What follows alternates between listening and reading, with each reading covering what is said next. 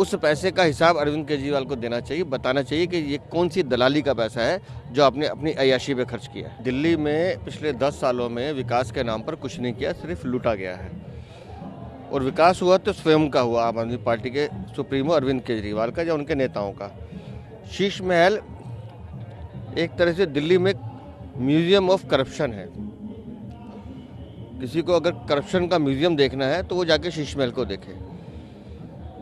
हम कल्पना नहीं कर सकते कि सोने के कमोड होंगे, सोने के वॉश बेसन होंगे, चांदी का खाने का सेट होगा, 50 लाख रुपए का कालीन होगा।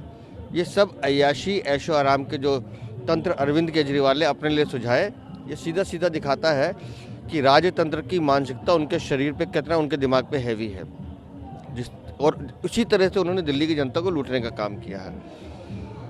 लेकिन इनको ये समझना चाहिए कि ये राजतंत्र लोकतंत्र के आगे टिकता नहीं है। हमने श्रीलंका का उदाहरण देखा है।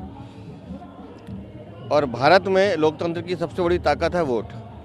और इस राजतंत्र की मानसिकता वाले अरविंद केजरीवाल को ये वोट की ताकत हटाएगी और बताएगी कि अरविंद केजरीवाल, ये भ्रष्टाचारी शीश महल जो तुमने खड़ा किया है, ये दिल्ली की जनता की गाड़ी कमाई का पैसा था। हमें हैरानी उसमें ये भी होती है कि सरकारी विभाग पीडब्ल्यूडी मना कर रहा है कि वहाँ ऐशो आराम अय्याशी का जितना सामान आया हमने नहीं दिया है। तो फिर ये सामान आया कहाँ से?